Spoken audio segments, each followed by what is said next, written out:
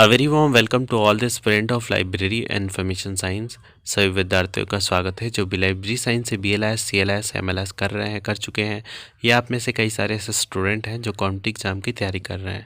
तो स्टूडेंट, आप सभी से रिक्वेस्ट है, अगर आप चैनल पर नए हैं तो चैनल को सब्सक्राइब कर लें, वीडियो को लाइक कर दें और अपने दोस्तों में भी शेयर कर दें ताकि उन तक भी लेक्चर का जो नोटिफिकेशन है वो पहुँच सके। तो स्टूडेंट, इस वीडियो में हम कवर करने वाले हैं ये MLI 102 का जो लेक्चर यहाँ पे सेकंड चल रहा है, जिसमें हम क्वेश्चन और उसके आंसर यहाँ पे डिस्कस कराने वाले हैं।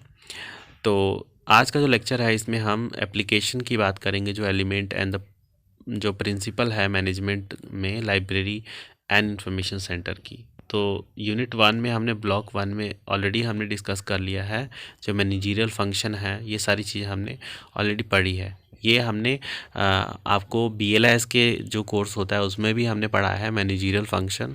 तो अगर आपने वो नहीं देखा है तो वो भी देख सकते हैं। BLS and MLS is link together. तो ये हमने पहले ही बता दिया था प्लानिंग क्या होता है। देखिए, किसी भी लाइब्रेरी के रिलेटेड अगर उसको जो मैनेज करना है चीज़ों को, लाइब्रेरी सेंटर को, तो उसमें प्लानिंग बहुत इंपॉर्टेंट होता है। चीज़ों को प्लान करना कि हमें क्या चाहिए और कैसे उस चीज़ तक हमें पहुंचना है, फिर उसको ऑर्गेनाइज़ करना, फिर ऑर्गेनाइज़ करके स्टाफिंग करना कि कौन कौन पोजीशन पे कौन कौन से स्टाफ को रखेंगे ताकि हमें प्रोडक्टिविटी जो है हमें मिलेगी, हम अपने गोल को अटेन कर पाएंगे। फिर आता है डायरेक्टिंग, जिसमें हम एज अ डायरेक्टिंग का मतलब होता है कि उनको डायरेक्शन देना कि हाँ, आपको इस डायरेक्शन में मूव करना है ताकि हम अपने जो अटेन गोल है उसको हम प्राप्त कर पाएँ। कोऑर्डिनेटिंग में क्या होता है, कोऑर्डिनेटिंग में कि उनको उनके जो कार्य होते हैं उनको कोऑर्डिनेट करना एक दूसरे से, ताकि उनके बीच में जो लिंकअप जो है वो बना रहे। फिर रिपोर्टिंग में आ जाता है कि जो भी मतलब ओवरऑल जो परफॉर्मेंस आपका हो रहा है उसका आप एक रिपोर्ट तैयार करें, या फिर आप एक रिपोर्ट दें अपने हायर जो अथॉरिटी होती है। इससे क्या होता है, प्रोडक्टिविटी इंक्रीज़ होती है। फिर बजटिंग आता है। Budgeting is very important because library resources जो होती है वो बहुत ही लिमिटेड होती है, तो बजट के अनुसार ही इस्तेमाल करना। नहीं तो आप कहीं मतलब ज़्यादा इस्तेमाल कर दिए, कहीं पे बजट ही नहीं है, तो फिर वहाँ पे क्या है कि हर चीज़ को ओवरऑल ग्रोथ को मतलब साथ में लेके चलना। तो बजटिंग इज़ वेरी इंपॉर्टेंट। फिर जनरल प्रिंसिपल की बात करें of management in library and information centre is very important, तो इसको हम करने वाले हैं। देखिए, you have already study general principle of management in library and information centre in unit 1 and block 1 में हमने ये पढ़ लिया है। Here we are emphasising their use in library. उसकी यूज़ क्या है लाइब्रेरी में। These principal of management have applied in library can enhance routine efficiency of a library. जो लाइब्रेरी की रूटीन एफिशिएंसी है उसको ये इम्प्रूव करने वाली है। तो इसको करने से पहले मैं आपको क्वेश्चन दिखा देता हूँ। देखिए, यहाँ पे नीचे क्वेश्चन लिखे गए हैं जो कि आपके एग्जाम पर्सपेक्टिव से बहुत इंपॉर्टेंट है। Explain library management. तो लाइब्रेरी मैनेजमेंट हो गया फर्स्ट लेक्चर में। What do you mean by organising library. Organising library से आप क्या समझते हैं, और बीच बीच में मैं और भी जो क्वेश्चन आते रहते हैं वो सब भी मैं आपको बताता चलूँगा। तो इस तरीके से आप तैयार करेंगे अपने जो भी पॉइंट्स हैं, तो फिर आप काफ़ी अच्छे यहाँ पे नंबर गेन कर पाएंगे। तो पहला है यहाँ पे डिवीज़न ऑफ वर्क। किसी भी कार्य को करने के लिए division of work very important. मतलब एक ही बंदा हर कार्य कर रहा है तो लेबोरियस हो जाता है, मोनोटनी उसके अंदर आ जाती है, मतलब कि बोरिंग लगने लगता है, वो कार्य को कर करके थक जाता है और बोर फील करता है कि सेम कार्य को रिपीट कर रहा है। तो इसीलिए division of labour is very important in any organisation. तो फर्स्ट है डिवीज़न ऑफ लेबर। इसमें क्या होता है कि हर कार्य को डिवाइड किया जाता है कि अगर कोई लाइब्रेरी अटेंडेंस है तो क्या कार्य करेगा। फिर उसके बाद सेम पर्सन नहीं जाएगा कि वो बुक को भी उनको निकाल के दे, इशू एंड रिटर्न करे, उसके लिए अलग पर्सन है। कोई शेल्फिंग कर रहा है तो उसके लिए अलग है। तो इस तरीके से डिवीज़न ऑफ वर्क जो है वो चलता है। फिर अथॉरिटीज़ एंड रिस्पॉन्सिबिलिटी। तो अथॉरिटी एंड रिस्पॉन्सिबिलिटी जो है वो मतलब गो टुगेदर चलती है। लाइब्रेरी अल्टीमेट जो होता है रिस्पॉन्सिबिलिटी जो होती है वो लाइब्रेरियन की होती है। The librarian delegates authority to the जो सबॉर्डिनेट होते हैं। तो इन सब के फिर आता है discipline. Discipline is very important for any organisation. अगर उसको आगे बढ़ना है तो अपने जो ऑर्गेनाइजेशन है उसमें डिसिप्लिन लाने की बहुत मतलब ज़रूरत होती है। This principle tell us about the dos and the don'ts. क्या करना है क्या नहीं करना ऑर्गेनाइजेशन में।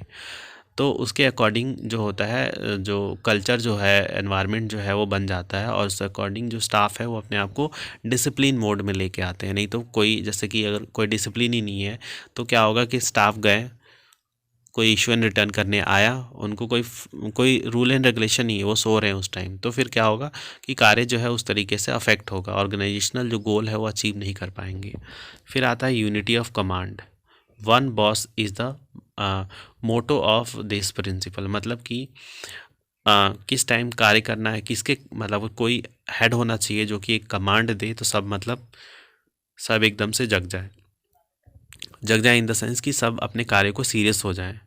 तो वो है order from senior does not create confusion among the staff, मतलब कि उनके अंदर, स्टाफ के अंदर कन्फ्यूज़न ना क्रिएट करे, बट उनके अंदर एक इनकरेजमेंट क्रिएट करे। तो जो सीनियर होते हैं उनके लिए थोड़ा रिस्पेक्ट एंड अपने कार्यों के लेके मोटिवेशन इज़ वेरी इंपॉर्टेंट। फिर unity of direction. Unity of direction में बात करें तो message of this principle is one plan one direction, एक प्लान एक डायरेक्शन। कोऑर्डिनेशन जो होता है इसमें बहुत इंपॉर्टेंट है, ताकि जो प्रॉपर एक डायरेक्शन में वो फॉलो कर पाए।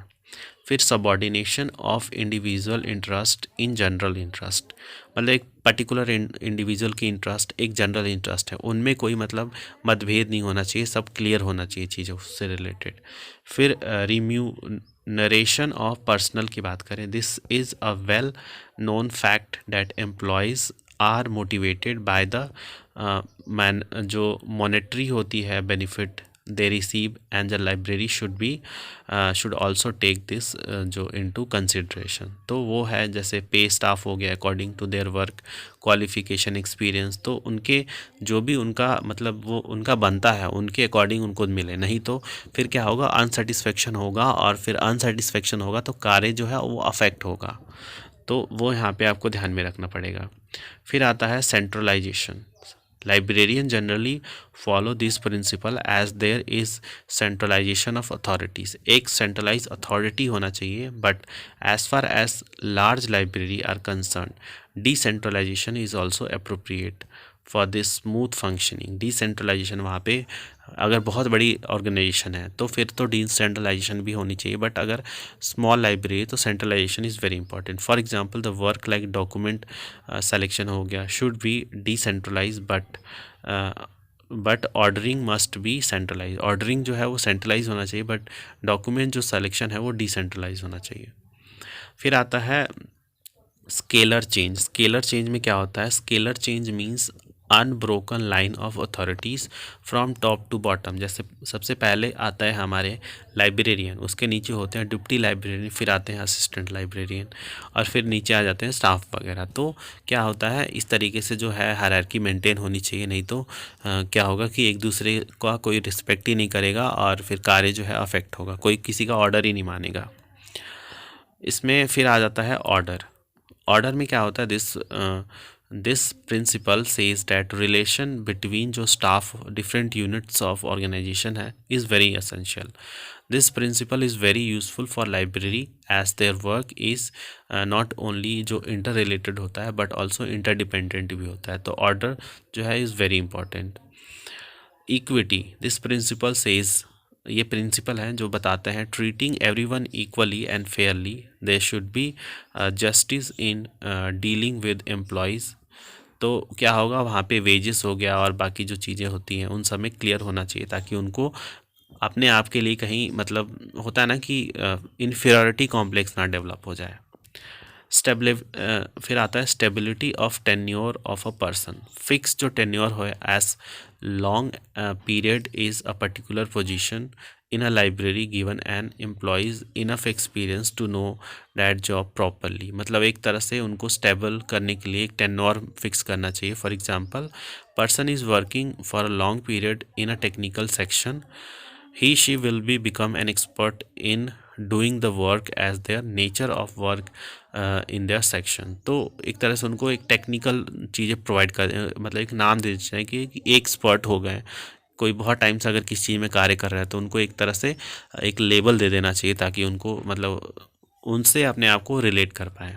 फिर आता है incentive. Incentive is very important. कोई भी अगर अच्छा कार्य कर रहा है तो उनको इंसेंटिव देना, ताकि उनको उनका जो मोरल है वो बढ़ता रहे, उनको लगे कि हाँ हमें रिकॉग्नाइज़ किया जा रहा है। और फिर लास्ट यहाँ पे 14 आता है स्पिरिट्स डी क्रॉप्स। इसमें क्या आता है, जैसे this principle highlighting the importance of team work. Team work इसमें ज़्यादा हाईलाइटिंग करता है। Library is a social organisation and library work is a group activities. Library जो है एक सोशल ऑर्गेनाइजेशन है, पर उसके जो कार्य होते हैं वो क्या होता है, वो एक ग्रुप एक्टिविटी होती है। All process in the library depends each other, interdependence होते हैं, इंटरडिपेंडेंस इन नेचर होता है। तो लाइक एक एक्विजिशन होता है, फिर प्रोसेसिंग होती है, ऑर्गेनाइजेशन होता है, डिसेमिनेशन होती है, मेंटेनेंस होता है, फिर उसके बाद फिर से एक्विजिशन होता है। तो ये इंटरडिपेंडेंट साइकिल है जो कि चलता रहता है। तो क्वेश्चन मैंने आपको ऑलरेडी बता दिया था, मैनेजमेंट क्या होता है, लाइब्रेरी मैनेजमेंट। वो आपने अगर क्वेश्चन आया तो ये आप लिख सकते हैं, what do you mean by the organisation a library. तो ये सारी चीज़ें मैंने आपको अभी बताया कि डिवीज़न वर्क हो गया, फिर उनको इंसेंटिव देना, फिर ऑर्डरिंग, फिर उनको equity, maintenance and various other thing. तो इससे चीज़ें है लाइब्रेरी को आप मैनेज कर पाएंगे। तो ये है सेकेंड पार्ट। अब जो थर्ड पार्ट आएगा उसमें हम यहाँ पे role of library manager, very important topic, इसको हम डिस्कस करने वाले हैं। तो चलिए फिर मिलते हैं आप सभी से नेक्स्ट लेक्चर में। तब तक के लिए धन्यवाद।